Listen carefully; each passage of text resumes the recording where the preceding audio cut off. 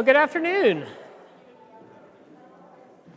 Good afternoon, everyone. Thanks so much for being here this afternoon. My name is R.G. Wilson-Lyons. My pronouns are he, him, and I have the privilege of serving as the pastor here at First Congregational Church in Milton. We're so glad that you decided to join us for this panel discussion, Embracing Our Trans and Gender Diverse Siblings. So in a minute, I'm going to introduce our panelists and say a few words about the format of our discussion. But first, I want to say a few words about why we are hosting this event. So a little more than a year ago, our church adopted a new mission statement along with three core priorities. And those three priorities are belong, grow, and engage. So first of all, we want to be a church where everyone feels like they belong. But belonging looks different for different people. So today we are specifically looking at what it means to be a place where those who are part of the trans and gender diverse community feel affirmed, feel welcomed, and feel like they belong. Secondly, we are a church that is committed to growing, and we think of that in several ways, both what does it mean to grow as a community, and what does it mean for each of us as individuals to continue to grow in our own lives. And I think one thing that means is that we are all a work in progress, that we all have things to learn. We can want to be accepting of everyone, but sometimes we may not know exactly how to go about doing that. And that's really what this panel is all about.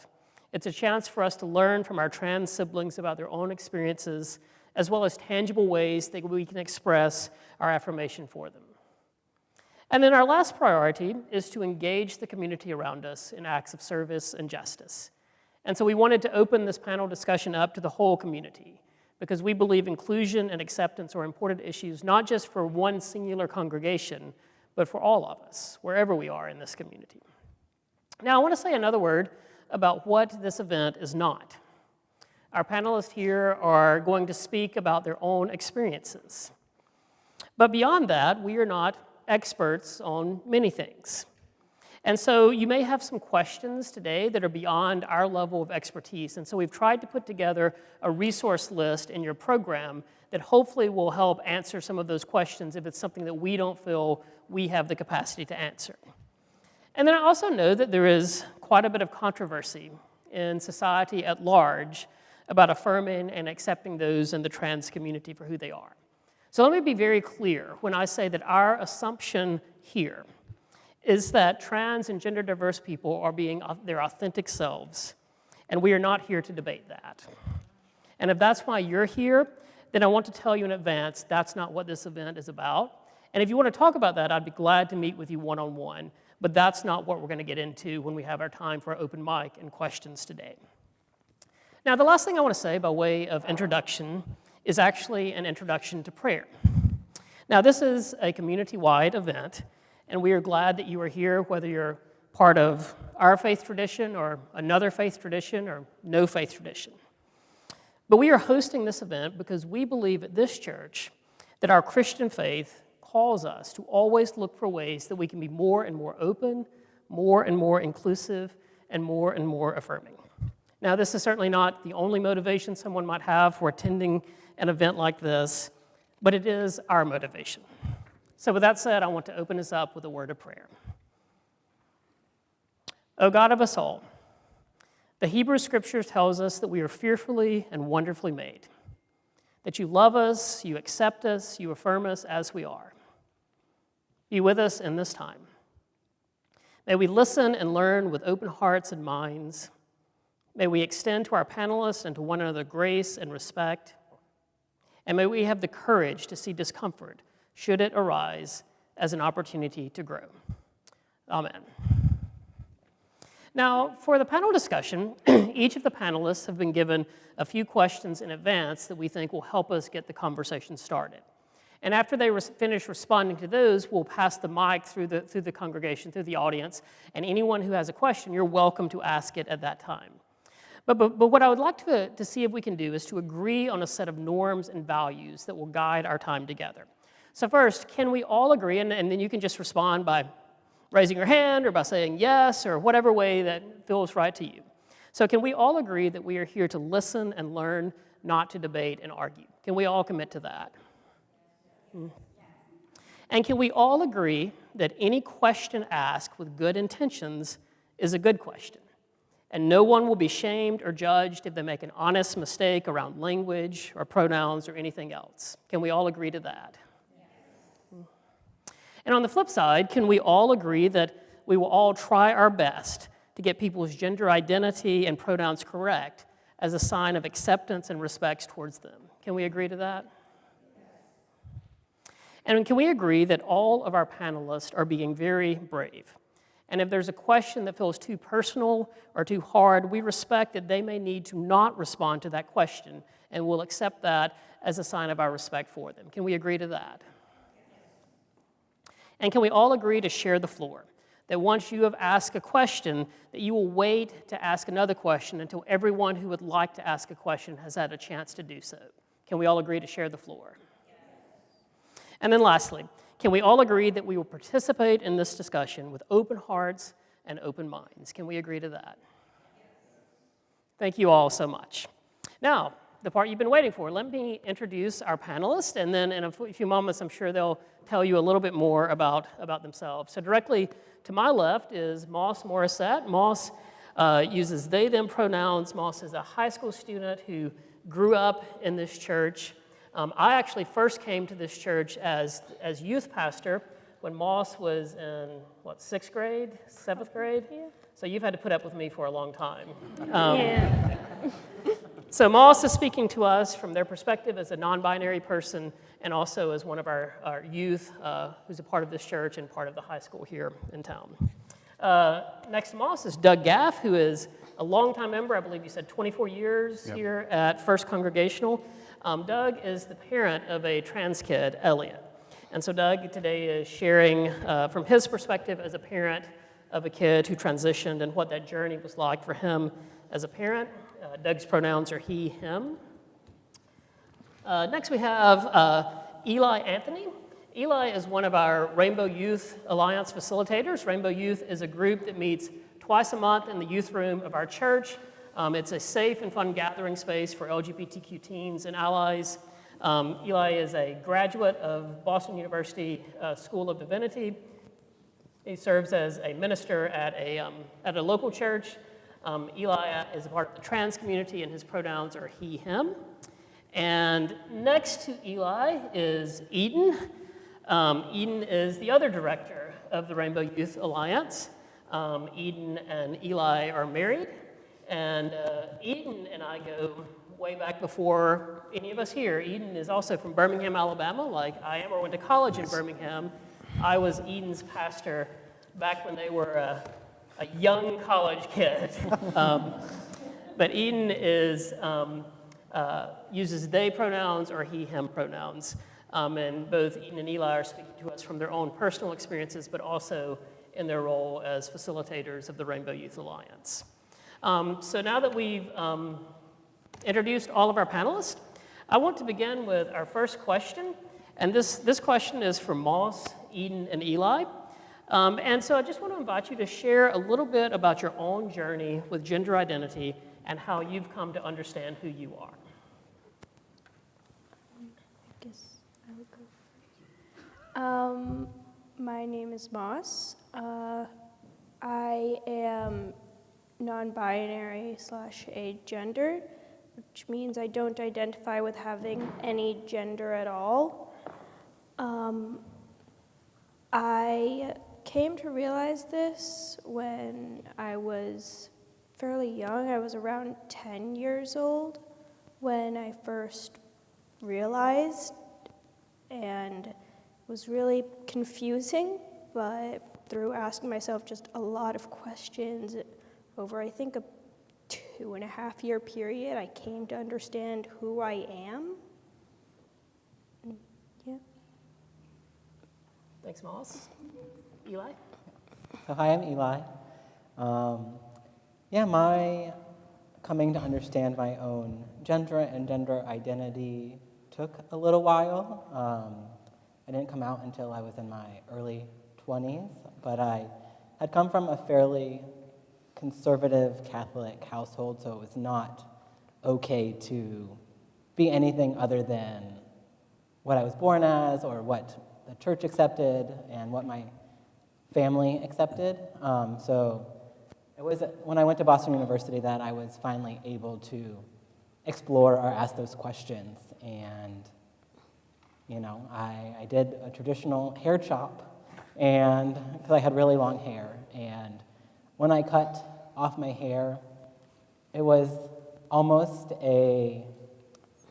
just such a profound moment for me, because it was just like, the best way I can describe it is just like, oh, there you are. Like, it was a soft recognition of my own self that I didn't even know was there. And just a foundational text for myself. Austin Hartke is a trans Hebrew scholar, and he talks about with Abraham and his name change, it was Elek Laha, which means to go to and for yourself. And it meant so much to me that there was people who changed their name in the Bible and who went to and for themselves. And that my gender identity and my presentation, who I am, is all about going to and for myself, whatever that may be. And it has been a lot of exploration and asking myself questions and, finding supportive community that allowed me to ask those questions too. Because if I didn't have the people I had, my friends in my life, I don't know if I would have been able to be brave enough to do it. Because it was really scary. And I thought because of my upbringing, I thought I was going to lose everybody and that I wouldn't be loved anymore. So to have people who still loved me while I was exploring and claiming who I was, that meant the world to me, and it really saved my life in many ways.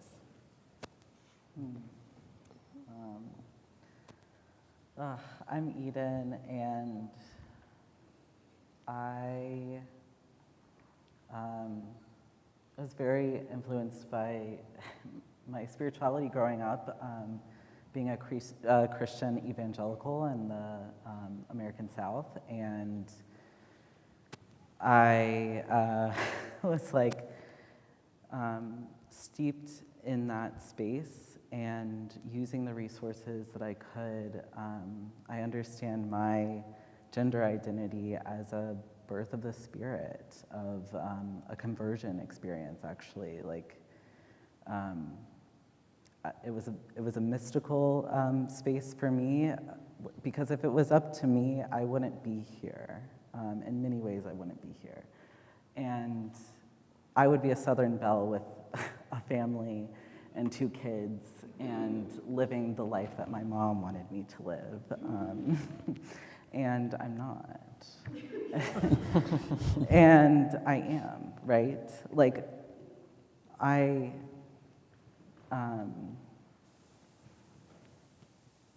Something else was planted in me, who is me and who is the creation of something of spirit,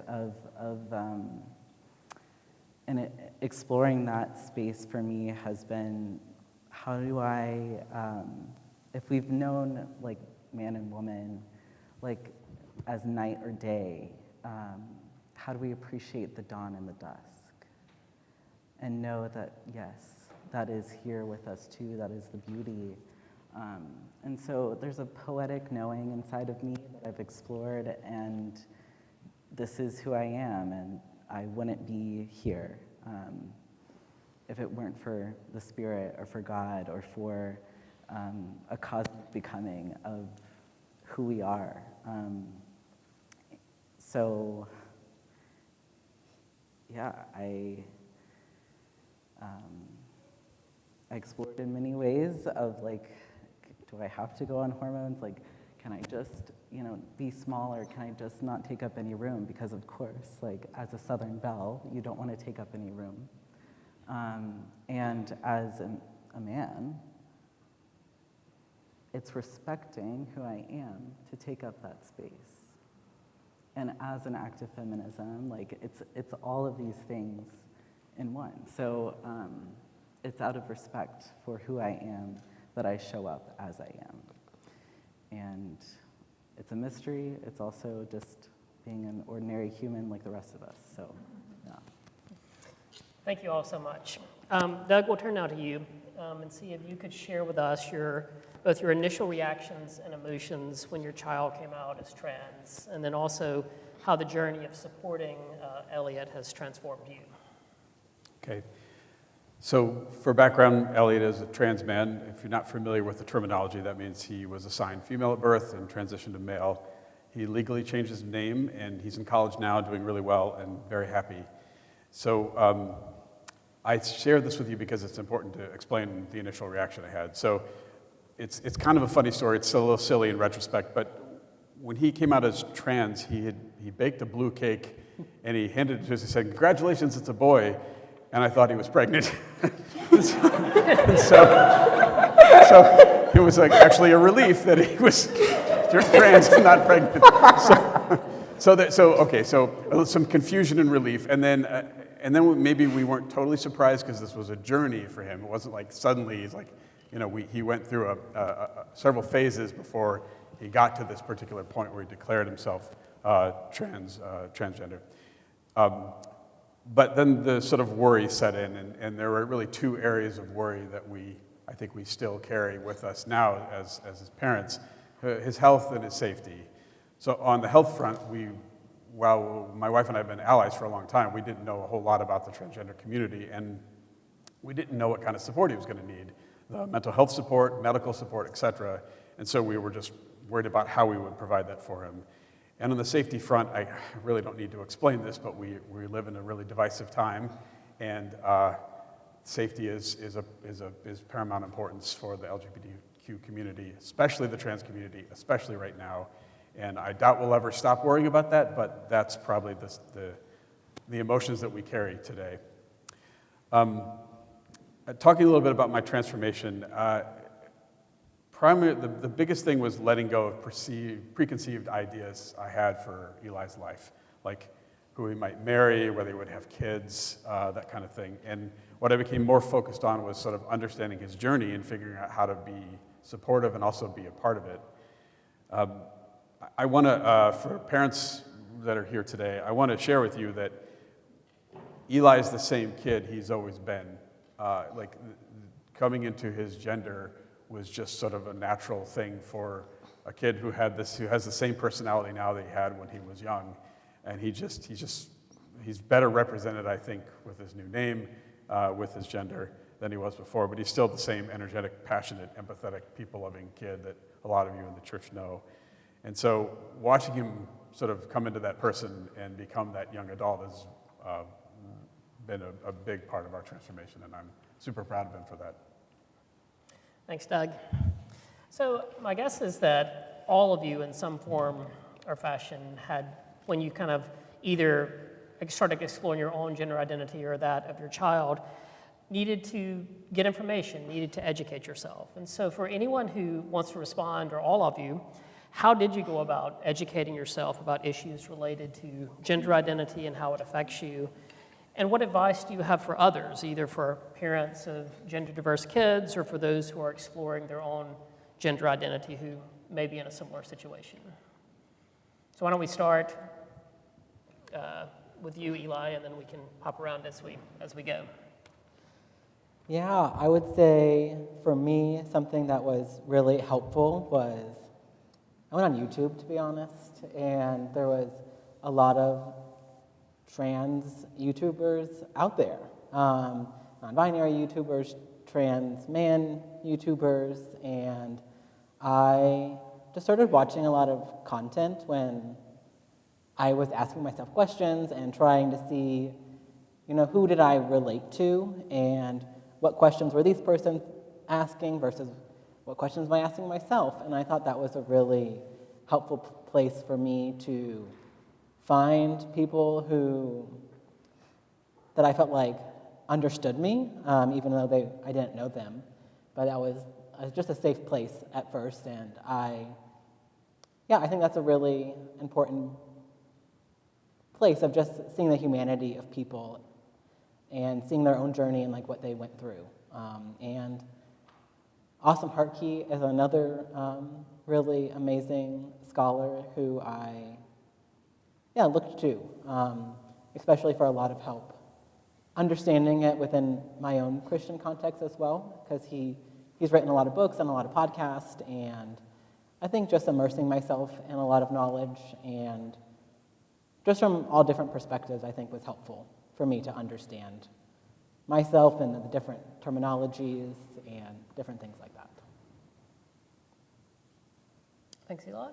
Moss, do you have anything to add about kind of your own journey of educating yourself?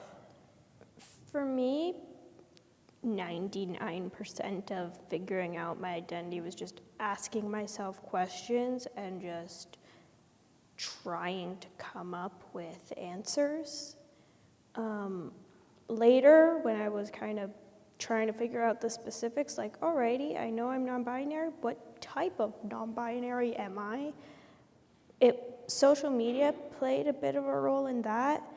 I would just scroll on TikTok and I'd see someone being like, I'm going to talk to you about gender. And I'm like, oh, that's interesting because I'm having questions about that.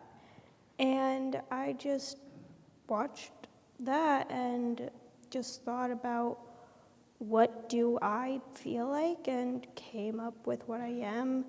And any advice I'd have for someone going through something similar is to just trust yourself. If you don't feel like you're a girl, then you might not be. And if you don't feel like you're a boy, you might not be. And to just trust yourself because nobody else knows who you are except for you. Thanks, Moss. Doug, what about you as a parent, kind of your journey of educating yourself? Yeah, so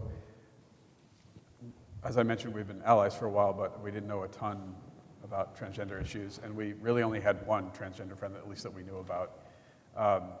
So I think my advice sort of mirrors what we went through to sort of get educated. And the advice is really focused towards parents of transgender youth. So the first thing is to not go it alone.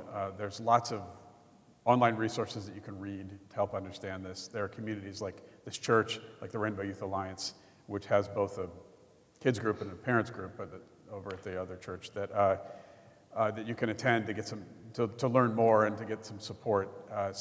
This isn't really meant to be a journey that you do by yourself. That's the first thing I would say. The second thing is that you need to get your child into programs that will help them. For Elliot, we found a gender diverse therapist through his pediatrician that was super helpful. And then we got into the GEMS program at Children's, which takes a while. That doesn't happen overnight. And they have a fairly rigorous process that they work with a child on to go through this.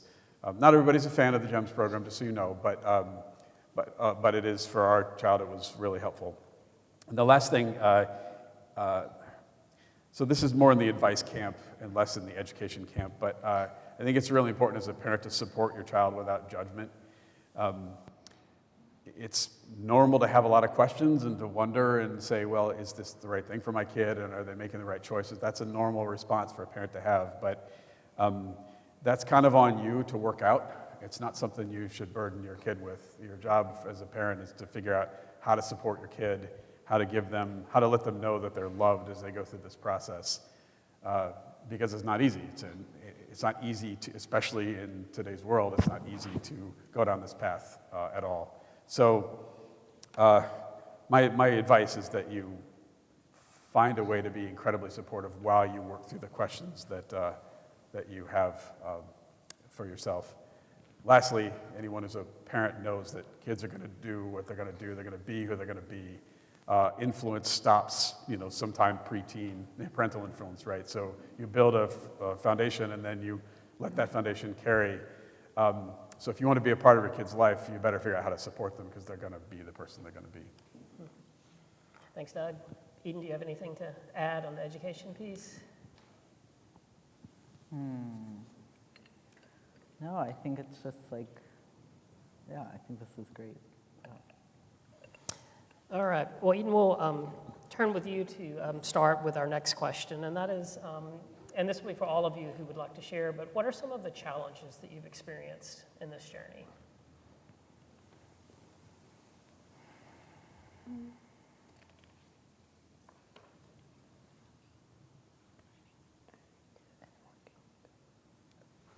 I can start. I would say one of just a really big challenge in this journey has been access to, I guess, parental support and wealth. 'Cause my parents do not call me Eli or respect my pronouns, so I'm not really in relationship with them because it's not healthy for me to do it. And it's been like 4.5 years now, so they've had their time. And just that it was really expensive for me to find out therapy on my own and, have a whole new wardrobe for myself and going through the process of a name change, with a partner, of course, but without parental guidance or help or support. Just like, this is scary and the courts are taking forever. And yeah, it would have been so much just less stressful and less alone with if I had more of that parental support in my life. And yeah, things like top surgery are really expensive and insurance is really hard and they don't always listen or they use really outdated terminology, and it's really a lot of having to advocate for yourself because a lot of people don't trust you. And I think that is just a frustrating part of always having to get other people to believe you. And yeah, from anything from healthcare to institutions with name change, it is just it's a heavy process. And yeah, maybe just emphasizing it's really nice to have community in it. Do anyone else like to jump in on the question around challenges? I can. Yeah, go ahead, Moss. For me, it was difficult because I didn't talk to anybody about it while I was trying to figure it out. I didn't talk to my parents, my brother, my friends, just nobody knew except for me. And it was really hard to not know who I am and to not have anybody around me even know that I'm wondering, who am I? So if anyone else goes through that, just talk to someone. It's hard, but it's probably going to be worth it. Thanks, Moss. I'll just say, I think there's a sense of belonging that we're talking about when it comes to the challenges because, as humans, we're hardwired to belong and want to be in community with others, and this can sometimes feel like, am I still going, if I make the jump, if I trust myself, will my community still be there for me? Will my family still be there for me?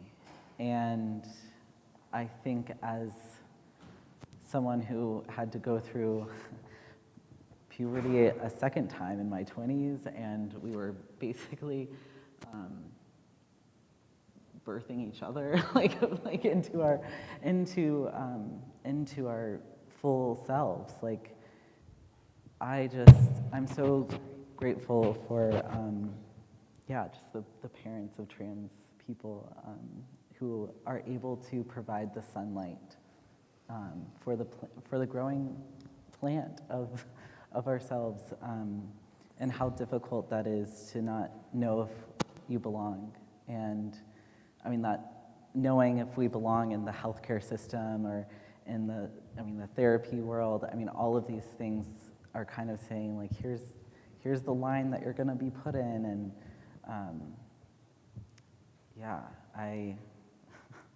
some of the challenges that I faced getting my insurance to cover my surgeries, it's just, all of these are reflections of you don't belong. And so if you can be somebody in your community to say, hey, I see you and you belong, I mean, that's the sun, that's the way to be the light, yeah, so. Thanks, Eden. Doug, do you have anything to add about challenges? So I'll share a couple. Hearing these stories, like the parental challenges kind of pale in comparison, I think. So I want to preface what I say with that. We didn't want to put Elliot through the burden of telling our families, so we did that, and that was stressful. I have a wide range of belief systems in our extended family, and as you can imagine, the news was met with different responses. Thankfully, our immediate, my wife and I our parents are both divorced, so the immediate sets of grandparents were all totally supportive right away, so it was not an issue. But as you get further out in the circle, it gets a little more tricky. That was the first thing. The second thing is, this is very personal to me, but I found it frustrating when people would tell me what to think.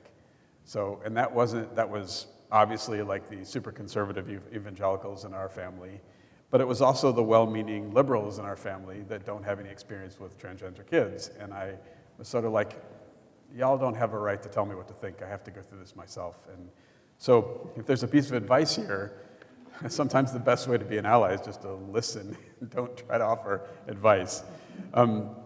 Lastly, the medical community is really struggling to keep up with just basic demand right now, which if you're at all need medical attention, you know this to be true. As a parent, it was very difficult to schedule, to find a therapist, to get on that therapist's calendar, and then to get into the GEMS program was months. Ultimately to get on testosterone was months.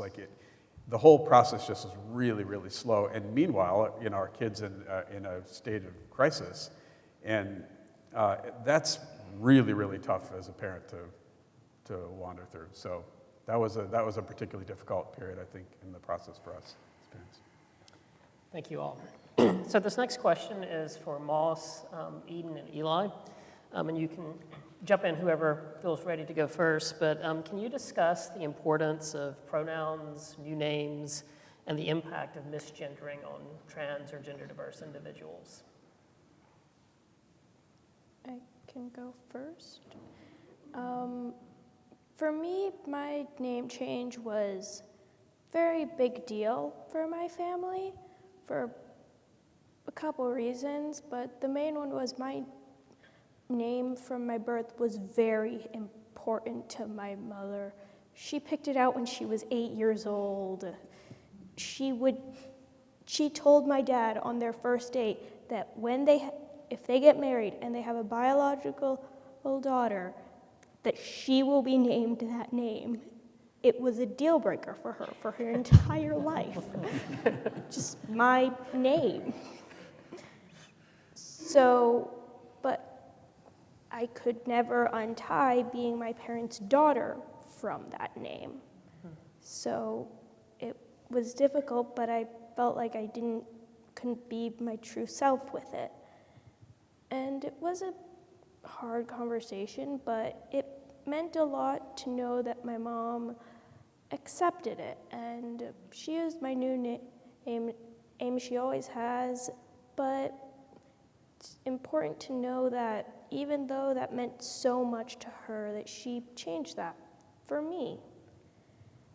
And another thing with pronouns is there are people who don't respect my pronouns, and I do most of the stuff in my power to avoid most of them. And there's a kid on my bus who does not use my pronouns or my name because he knew me before that when he was 2. And I just ignore him.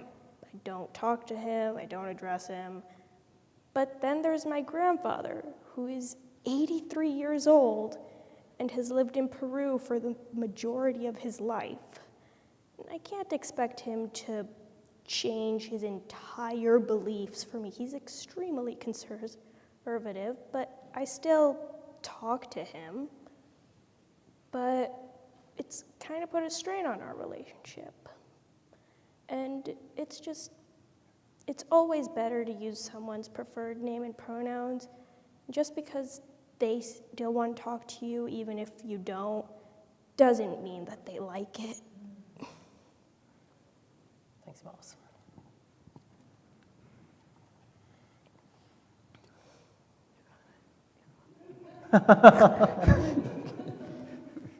Yeah, I mean, I would say using someone's name and pronouns is suicide prevention. Like, it is that heavy of a thing. Because it is really, I mean, we've talked a lot about this, but it is really about respect, and it is saying that I believe who you know yourself to be. And I think many times, I mean, I speak from, a religious experience because that's what I grew up in, and there was so much mistrust that was placed upon me that, like, I didn't feel like I could trust myself. Like, I knew these things were true inside of me about my sexual identity, about my gender identity, and there was people saying, no, that's not true. And that's just really confusing. For my little kid brain, I was like, I know these things, but everybody's telling me no, or that it's a sin, or that it's bad, and I think that, yeah, just using someone's name, using someone's pronouns is a true act of love to somebody. And just, yeah, I mean, and to be misgendered, to be dead named, it is, how do I even describe it? It feels like a shock to my system almost. Like a stun gun has hit my body. Like I just go frozen for a second. Maybe I feel found out, or I feel like I don't know. A lot of it feels like my whole world has like shattered in front of me. And I know that is really heavy, but it is true for me. And to use people's names, to use people's pronouns, it keeps people alive. It keeps youth alive who are really having to deal with a lot. Whether you're in Massachusetts or I'm from Florida, so that is definitely not a safe place for trans or gender diverse people. So yeah, it just means the whole world for somebody to do that basic act of humanity of respecting somebody's name and their pronouns. Thanks, Eli. And we'll turn to Eden in just a minute, but one thing just to make sure everybody knows, Eli used the term dead named, and if you don't know what that means, that is if someone has changed their name, that is referring to their previous name, and not respecting the name that they go by now. Eden? Yeah, I would just kind of continue on this a little bit with I'm learning about kind of trauma, resiliency, and the ways to basically grow after a rebirth, grow, like some of that imagery. And there was one example of if you put a person or a child in a room and never speak to them for 10 years, or for the first 10 years of their life, then they will never grow the neurons or like the space in your brain for human language. And there's also like examples of like after a stroke, like you might be paralyzed, but over time there's an ability to grow and grasp and be alive and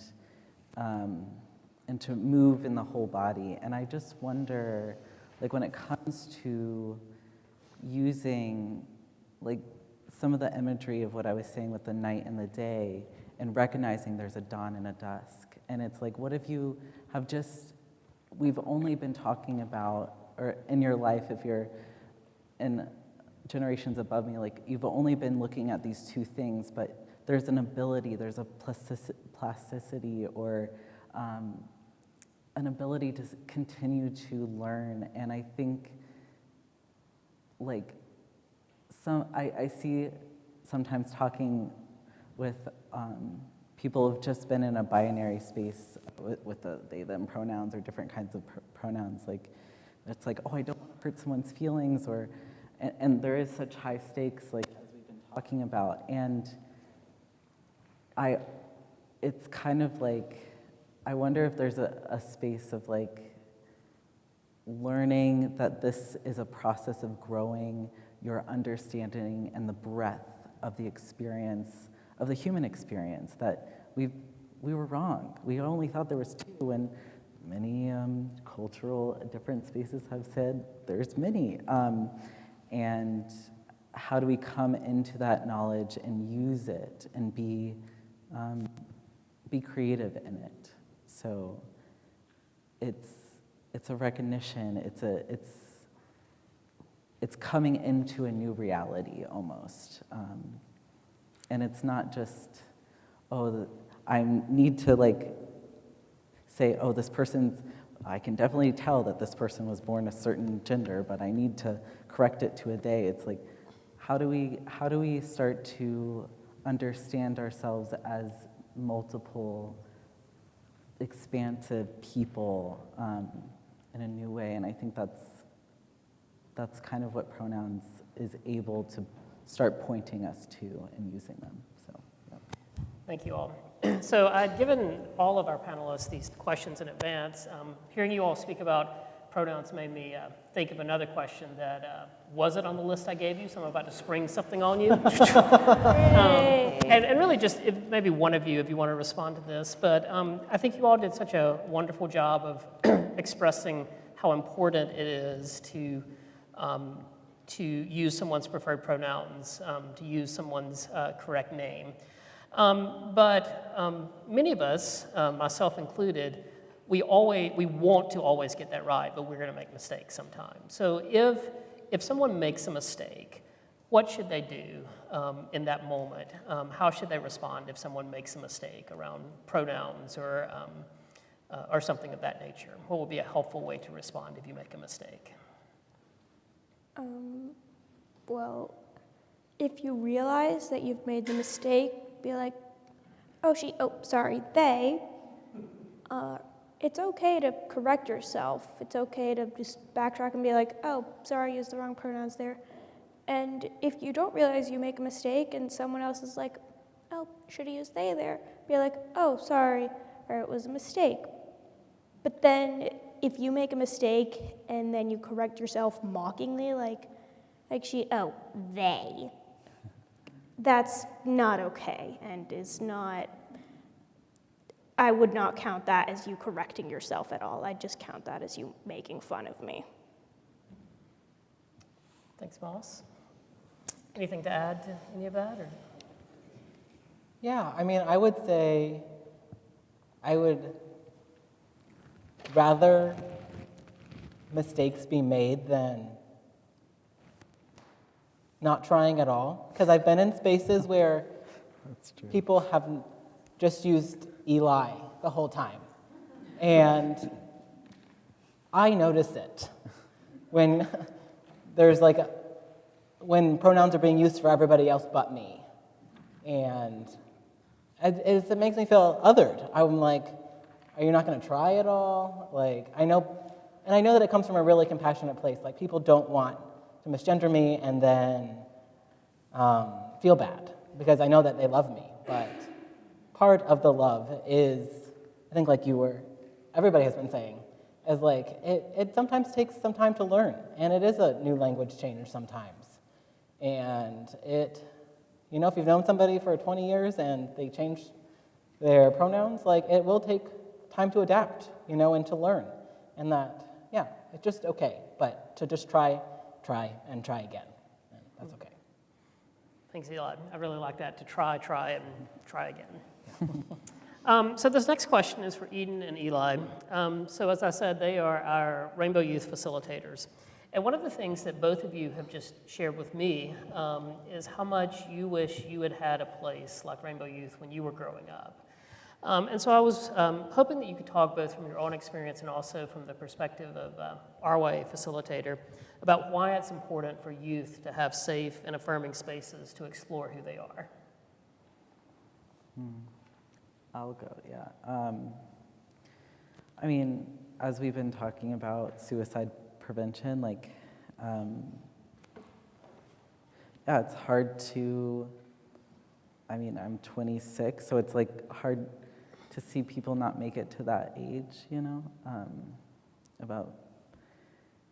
and some people don't, because they weren't mirrored and seen and attuned to and said, you belong here with us.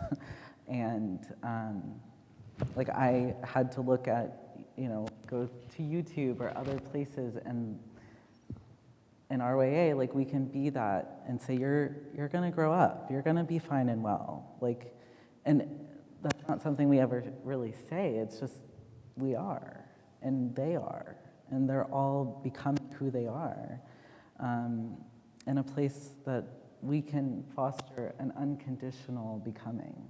We're not your parents, we don't have any preconceived notions from your birth about what you need to be. Like, we're just here for you.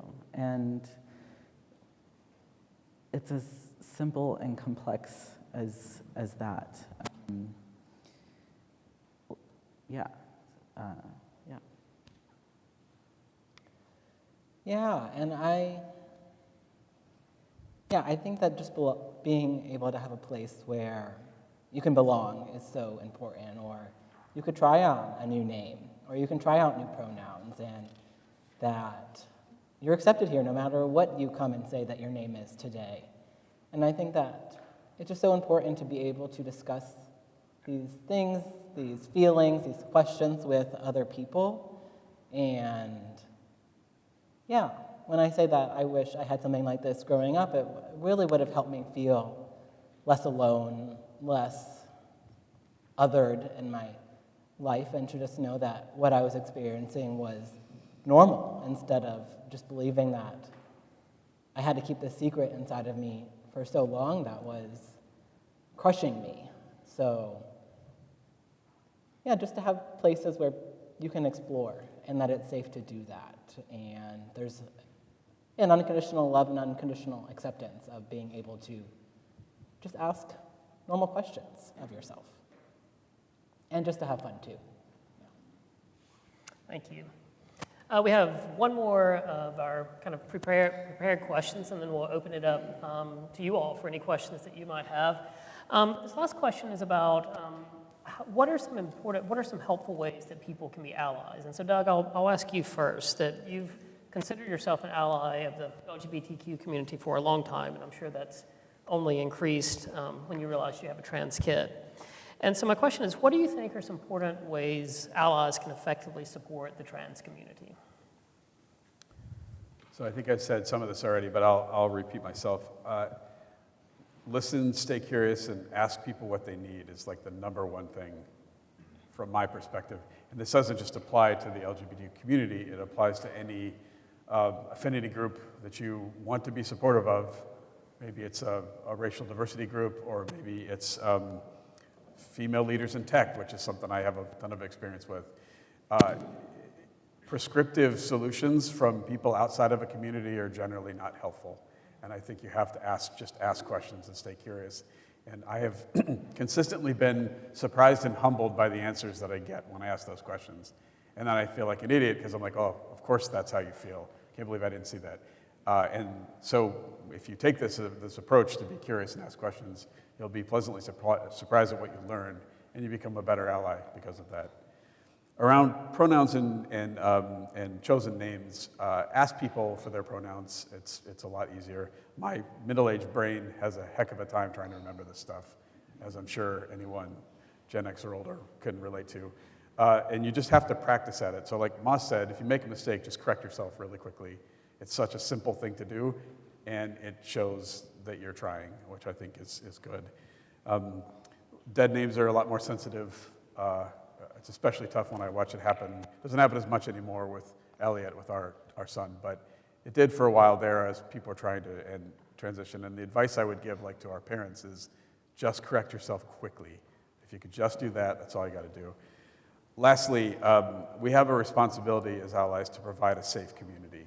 The Rainbow Youth Alliance is a great example of that, but I really think allies have to be a safe space.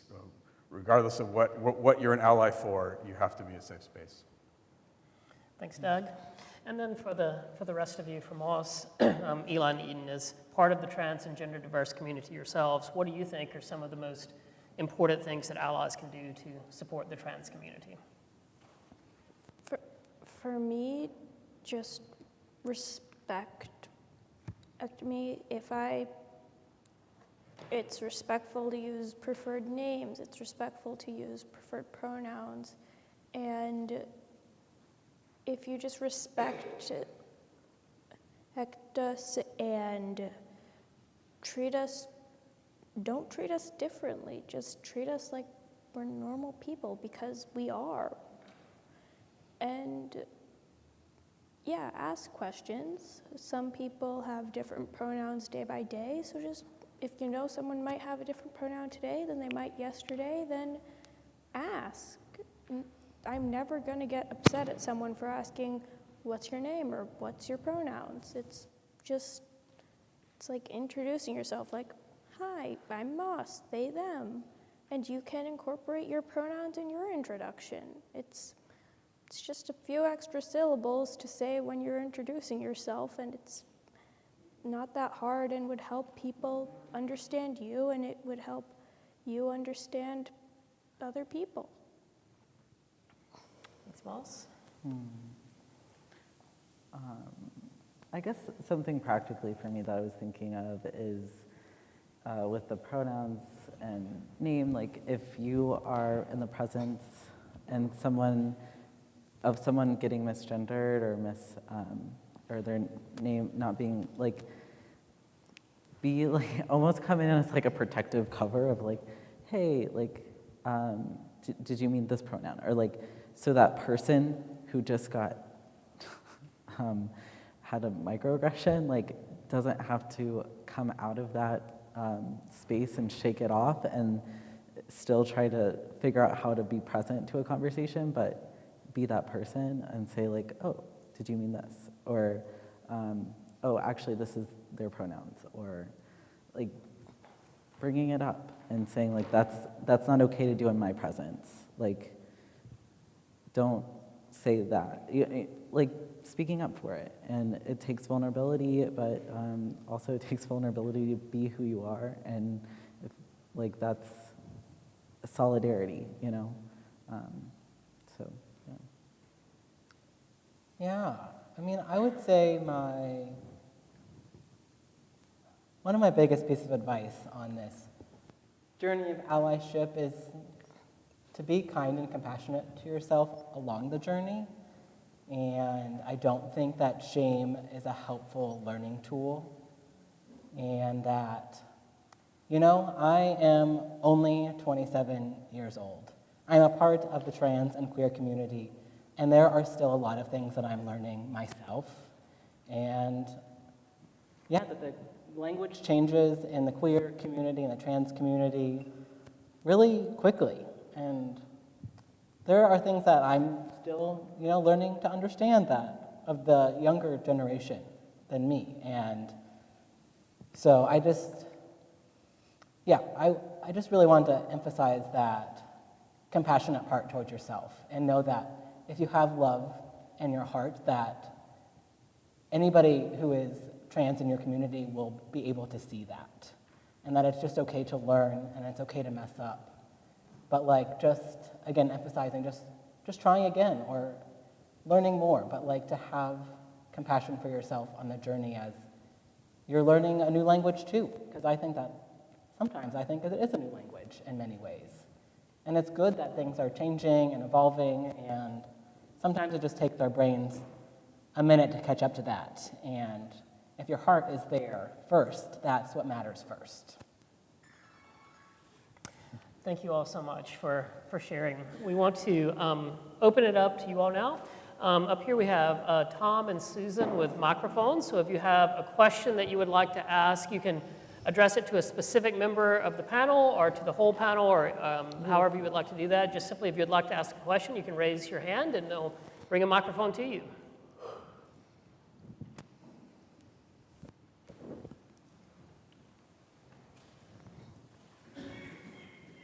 Thank you. First of all, thank you so very much for doing this. I live in Milton, a neighbor from the Unitarian Church across the way, and I've been hearing for a long time about the program. I have a question about participation, maybe just how many youth are participating and correspondent, family members, or just an idea of the breadth, is it, I don't want to say, is it working, but I mean, is it gathering, is it working? All right, thank you. And then I just had a follow-up question. It was I have older ears, and the acoustics in here, and you used a term, was it dead names? Dead names? Dead naming. Okay, I understood. Thank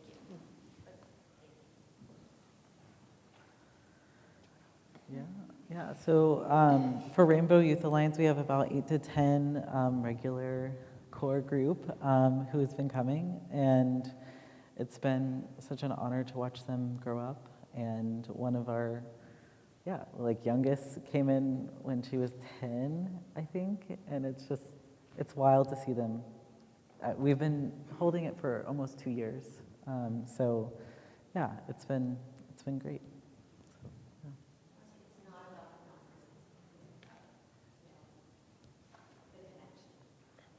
yeah. Up here, it's a question.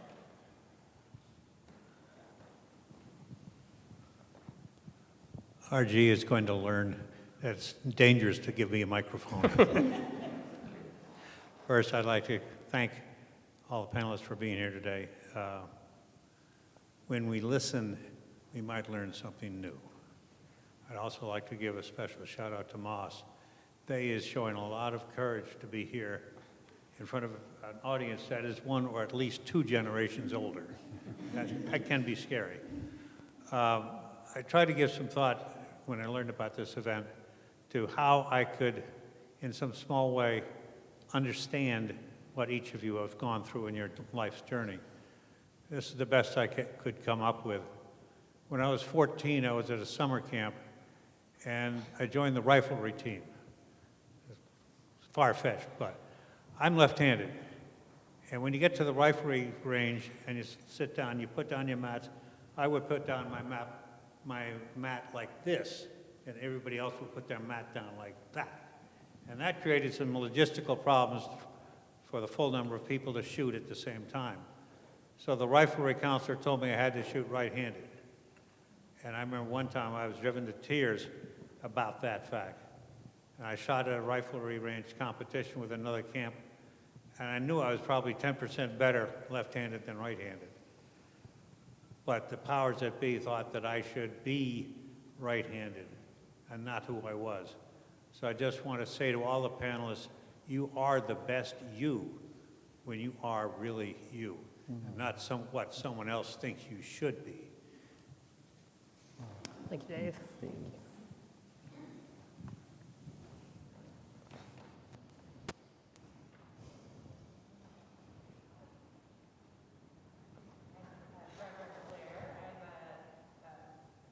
Here with the children's ministry here at Milton FCC, and have had the pleasure of having some of these panelists as a student. So my question is mostly to Eden and Eli, but please, anyone else is welcome to add, since this is a gathering in a church space and our relationship to that. I'm wondering what your journey of gender discovery has taught you about God and has taught you about the divine, that maybe those of us who haven't had that experience would not know about God, or might not have learned, that you might be able to teach us. That's a good question.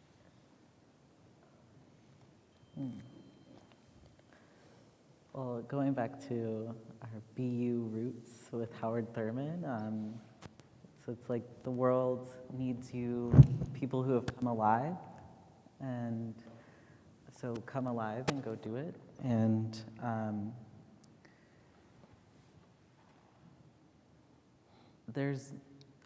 God doesn't, I think for me, understanding that God doesn't really have an agenda. Like, God just wants to be with you, like with us, with me. And my kind of mystical revelation that I had was when I was trying to find a name, I was like, God, I was on the floor and I was praying and I was like, God, I really just want to be pleasing to you. And I could just feel this presence, spirit, maybe just my own mind, who knows, but like say, whatever is pleasing to you is pleasing to me. You know, and I think coming back to that moment and being able to name myself and say, I'm Eden. I am the place where God communes with humans. I'm the place where the Adam, the dirt person, is, who is genderless. That first person is was both female and male, and that's, I could create that for myself, and that is the gift of the generosity of our very lives, is through, I think, God or Spirit, and I mean, that's what I've learned, is that it's very serious to just be yourself. And it's one of the hardest things we're called to be, gender, sexuality, anything. Yeah. Yeah, I think one thing that I have really taken away, maybe also coming from the chapter in Genesis, was just that God was a creator and that we were made in God's image. So thus, I am also a creator. And to say that, like, I am allowed to co-create with God, like, who I am, you know, through my expression, through hormones or surgery, that is still pleasing to God, and that me and God are on a journey together of, trying to figure out who I am. And maybe I said this at the beginning, but God's command to Abraham was to lech lecha, which is to go to and for yourself. And that's when Abram became Abraham, when he went to and for himself. And I think that for me, is a foundational commandment, or not a commandment, but like a command from God, is to go to and for myself, however that may be. And like, God would want that of me, to go towards myself. And that meant being who I was. And that's what I have. I think I saw, was it Anne, was it your hand?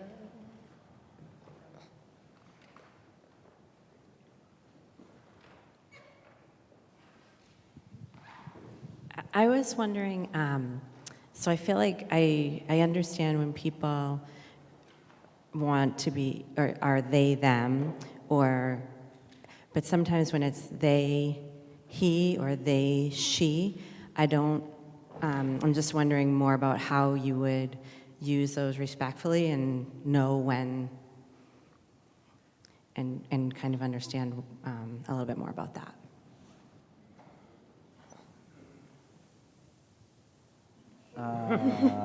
You are. Yeah. That is you.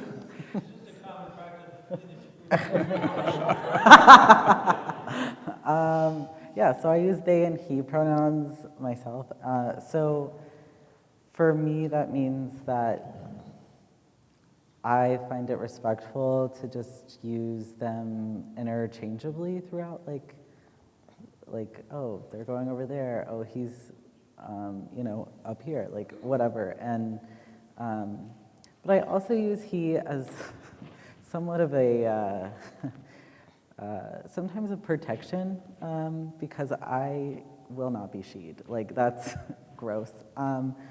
And most of the time, like, I'm like, maybe I would want to be more of a they, them, but I know that sometimes people have difficulties with the they pronoun and the plural or whatever, so I'm like, might as well just throw a he out there so I can be safe. So I just wanted to share that, just like those are some of the metrics that sometimes go go into what pronouns are being shared. And yeah, so that's some ways to do that. Would it be fair to say that if someone says to you that their pronouns are they, he, that if a person refers to you by either of those pronouns, that they're in pretty good shape? Yeah. Yeah. Yeah.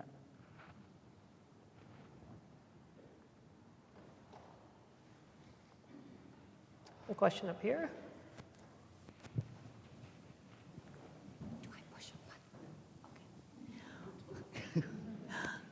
Thanks, everyone. What do you say to those of us who love you and respect you? The only problem I have is worry for your safety. Because I think that's real.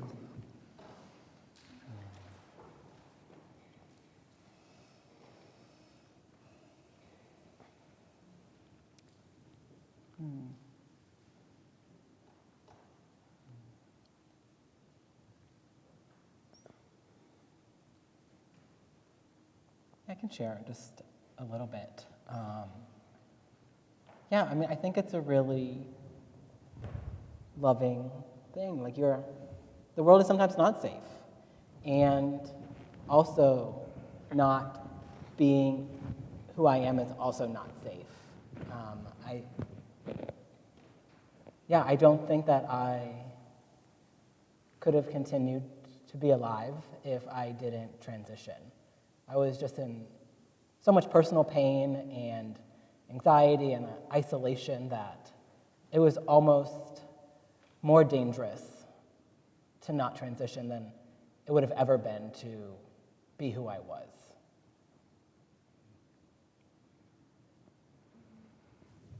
For me, I've had kind of more of an overview of what being unsafe as myself would be like.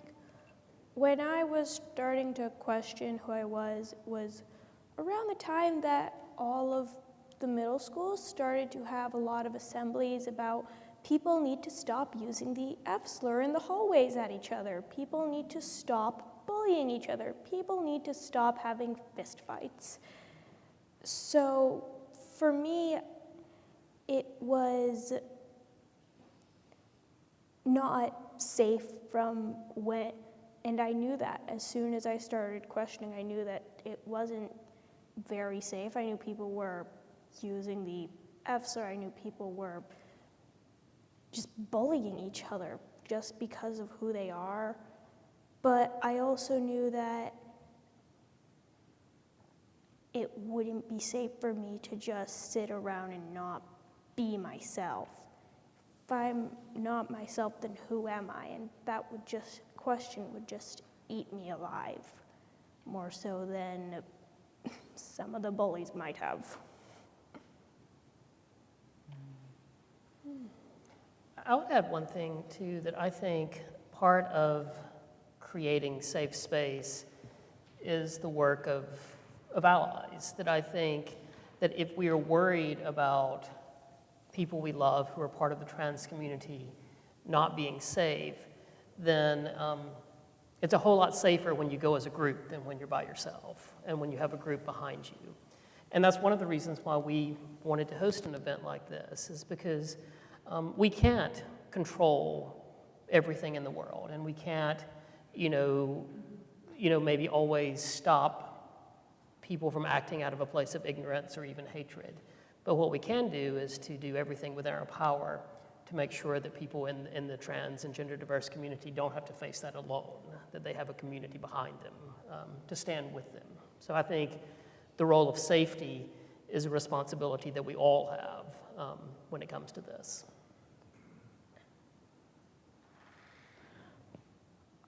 I wonder, oh, yeah, go ahead.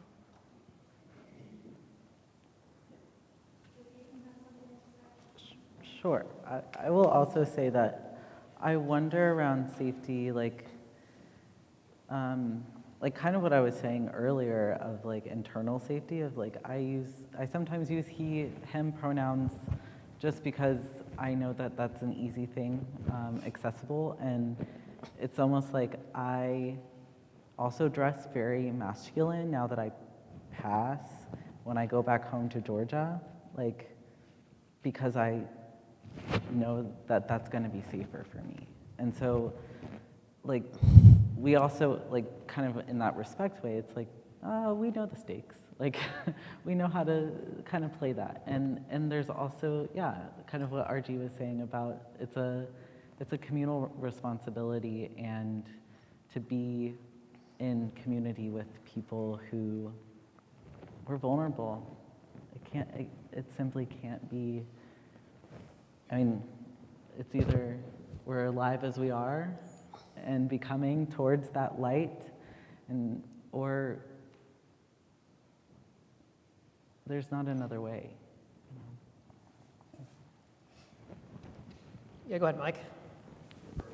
First, I'll say that I usually sit in the back of the room and I don't say anything, but I just wanted to say that when you started talking about your journey with God, I hope that everyone will eventually understand that your personal journey with God is your own, and I hope that they understand that whatever I am experiencing in my journey may not necessarily be true for you, and it's not my place to push my journey on you. I really hope that one day we can all respect that everyone has their own journey, and everyone's journey is going to be different, and that you guys receive the recognition that you receive, because it is a hard world. And there are a lot of people in this room who love and respect each and every one of you, and we will always be here for you.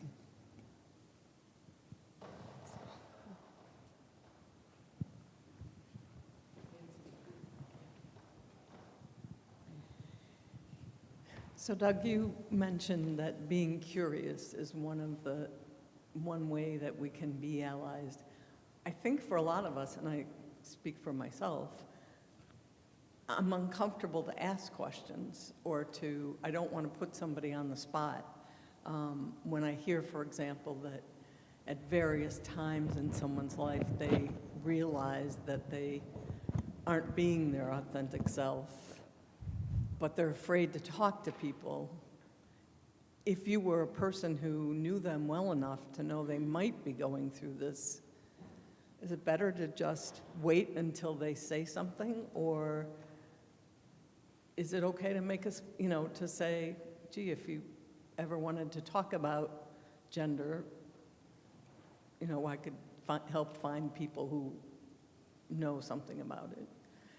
And a similar question is, back to the pronouns again, if you meet someone whom you believe is trans, can you just ask, what pronouns do you use, or do you wait to be told? I think those are two things that I struggle with in terms of whether I'd be stepping outside the boundaries.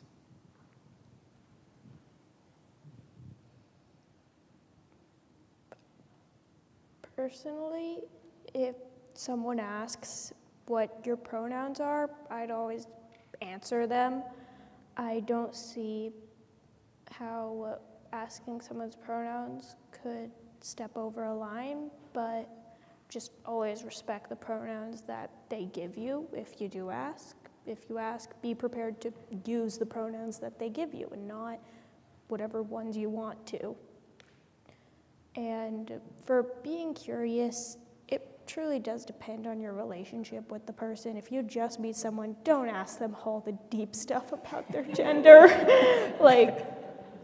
But if you've known someone for a while and you're just ask it openly, like, hey, just a bit curious, what type of non-binary are you, or are you transgender? It's like, just make sure to ask it respectfully and with an open mind.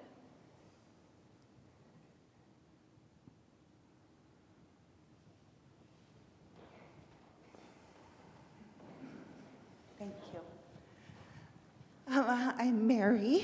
I'm a member of the church, and I've watched Elliot grow up, and I have had such, every time I hold this microphone, I get emotional. I That's a had feature of the Elliot mic. in youth group some Sunday evenings, and I got to watch him grow up and be, and Elliot kept us on our toes early on with all the different names anyway. So, but to just watch his soul just totally blossom has been such a beautiful experience, and to know, for instance, that my niece gets to be in his presence as she develops into an adolescent, and you know, I can't even say the word adult with Lainey's name, but it's just, it warms my heart, and I'm just so grateful to have had that experience.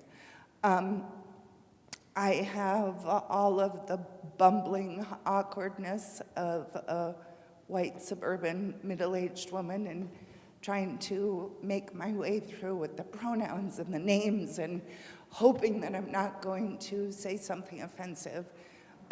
So, you know, I was thinking about questions. I'm like, what's the safe word? What's the safe sign? How do I show, like, no matter what stupid thing is going to come out of my mouth, I'm really trying my hardest. So I suppose that would be my question, but I just want to thank you all because it wasn't that many years ago in Milton or in Boston, to say nothing of the rest of the world, that people were afraid to speak up because they would die. And without the courage to speak up and stick together, that will still stay our present state. So thank you for your courage, and I appreciate you.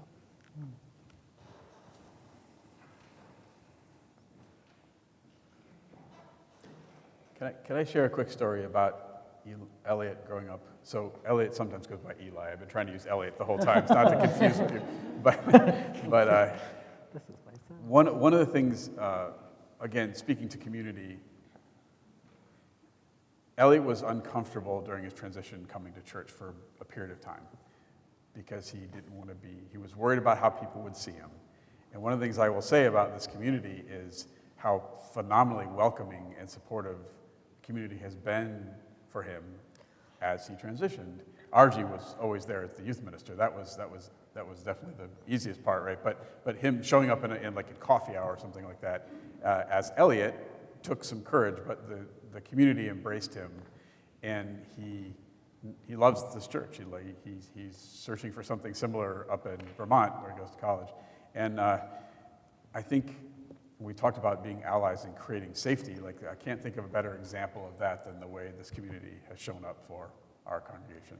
And it's a great model, and I think if more people do that, so maybe if we talk about your professional lives a little bit, what I've learned in the professional space is putting your pronouns in your Slack handle and on your Zoom handle is an immediate signal right there that you're supportive, right? And when you go to conferences together, having little pronoun pins, or you can wear some sort of pride flag, something like that. These are really simple gestures that help remind people that you're there for them.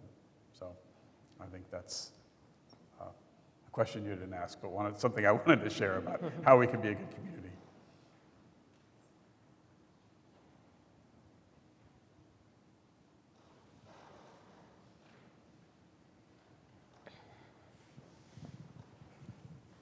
Hi there, I'm Erica. I have a very simple question, and it is for Moss. So I'm a second language English, so I always kind of am curious about grammar.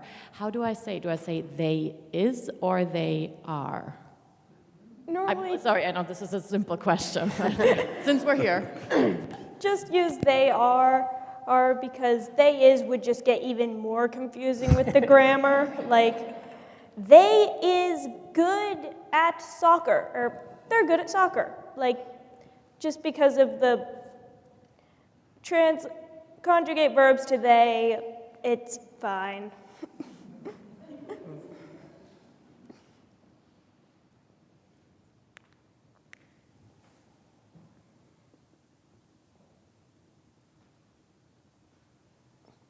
Any final questions from the audience? We have one final question that I'll ask each of our panelists, but before that, does anyone else have something that you would like to ask?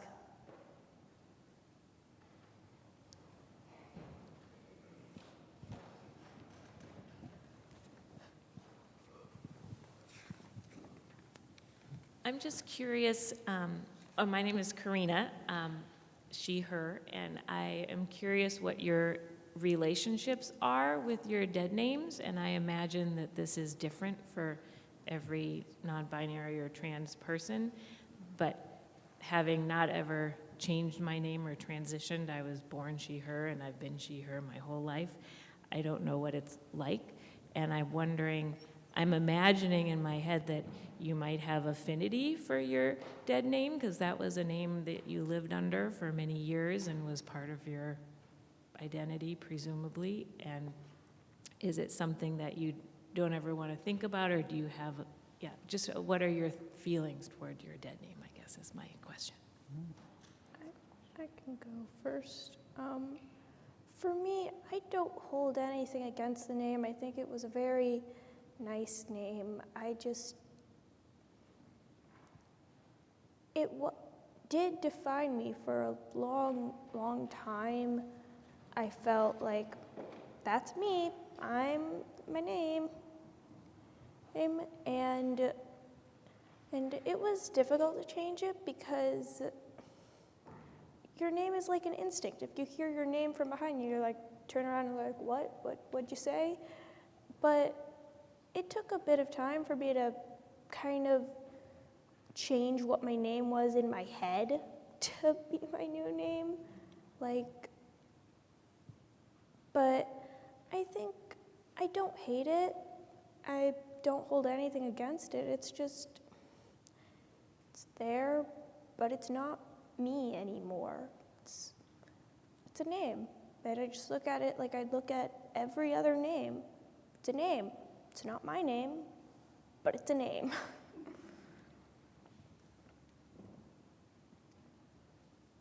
Yeah, I mean, I have very similar thoughts to Moss. I guess I don't think about my dead name a lot, and I don't really have affinity for it. I think, if anything, it brings me a lot of anxiety that someone would think that that is who I am still. So I think, and it takes forever to change it everywhere. Like I said, I changed it like 4 years ago, but there's still mail that comes in my dead name. There's still emails that pop up. It's like, I thought I changed it everywhere. But it's something that maybe I don't want to see. And, it's fine. I know there are other people named this name, but it is still even sometimes hard to be in the room with somebody who maybe have shared my dead name, because it just brings that fear in me. Yeah, I think for me, I want to say that I was being trans, you're kind of in a womb space of being in a caterpillar cocoon. And I think in that cocoon, if somebody was like, do you have any affinity for the name before? I'm like, I am not a caterpillar anymore, I'm a butterfly. Please do not refer to me as my before. But I think, as myself a butterfly now, I do internal family system stuff. So having an inner child is a concept for me. And so sometimes I do call her that name, and that feels good and warm. And for some of my other parts, my teenage parts, or myself today, it is please never. So I think it's expansive. It's probably more effervescent now than it would be a couple years ago. So, yeah.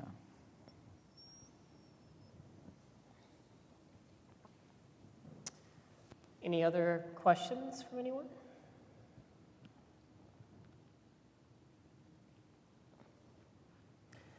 So our last question that we'll wrap up with is, and we can go in any order we want to for this, but it's really, what advice do you have for someone who may be asking questions about their own gender identity and dealing with that journey, or the parent of someone whose child is starting to ask those questions? I can start us off. For me, it'd just be just trust yourself, and it's okay to talk to people. It's okay to not know. It's okay. It's better to have questions and not have the answers than it is to have the wrong answers. Because if you're trying to find out who you are, if you just come to the wrong conclusion because you're scared, that might happen, but it's okay to keep thinking about it. It's okay to, even after you think you've figured it out, just bring it up once in a while and be like, what am I? And once you figure it out, the answer might come 100 times quicker. But that first time, it's gonna take a while, and that's okay. And it's okay to talk to people about it. And if the people who love you, unless you know that they won't accept you, it's just letting them know, because it's hard to go through that alone.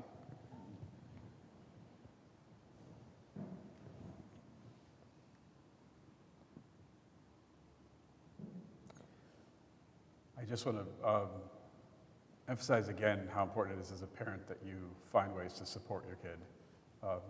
Growing up is hard, it's difficult in the best of circumstances, and if you think that your child is struggling with gender identity, find a way to talk to them, find a way to get them support, bring them to this community, to the Rainbow Youth Alliance.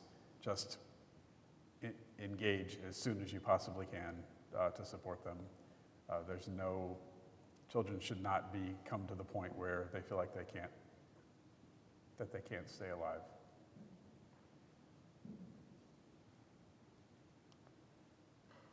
Yeah, I think that I would second what Moss said, just to trust yourself and to find safe people to explore with. And I know Eden was one of the first people that I started sharing things with, and we tried on a couple names, and I was like, well, does this feel good? This does not feel good. And there's no guidebook, unfortunately. So it is a lot of trying something new and seeing, well, how does this feel? And then how does that feel? And go towards the things that feel good, because we are allowed to feel good in this world. And trust yourself, find your safe people, and allow yourself to explore who you are. I think that can go for anybody, whether you're trans or cis or whoever. You're allowed to like who you look at in the mirror.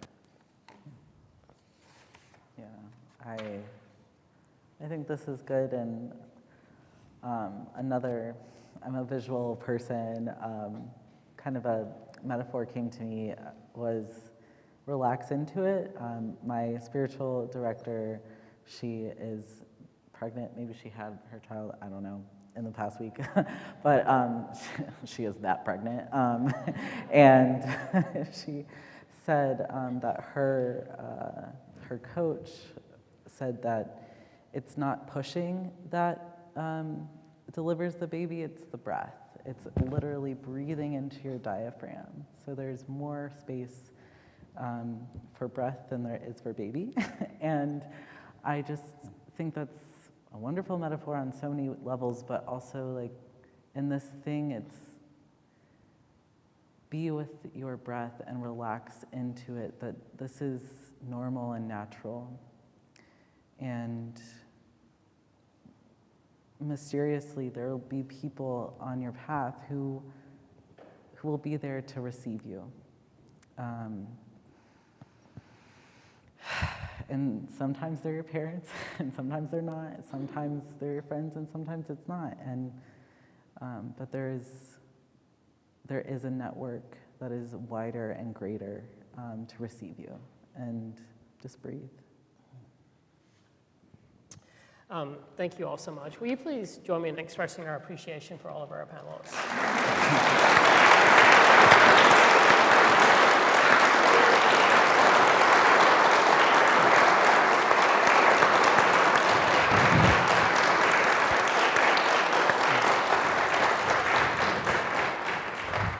this was certainly a very brave thing to share so authentically and vulnerably, and we really appreciate it, and I think we all learned something important. So thank you all very much. To wrap up, I want to make a brief announcement. Tim, I don't know if we can get a microphone to Tim. Tim is the director of music at First Parish, and there's a concert next Sunday that is related to our topic today that we wanted to share with you all. There's flyers both at this exit and also out this door about the event. But Tim, if you'd like to share a few words about it. Thank you, Archie, and thank you to our panelists. It was such a meaningful afternoon. The concert we're presenting a week from today at 3 o'clock at the church right across the green, which is First Parish Unitarian Church, is a production of Milton Community Concerts, and it's called In Community, a concert celebrating LGBTQ plus stories. And so all of the composers are from the LGBTQ plus community, and we chose music of all sorts of different styles. We have jazz standards, cabaret, musical theater, concert songs, but they all speak to the experience of being members of that community. So we would gladly invite you.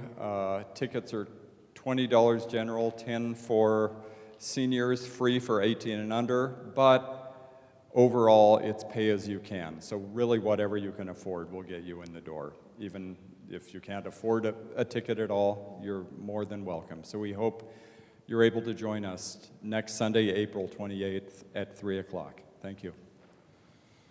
Thank you, Tim. And again, thanks so much to all of you for coming. And this concludes the panel. Go in peace. Thanks.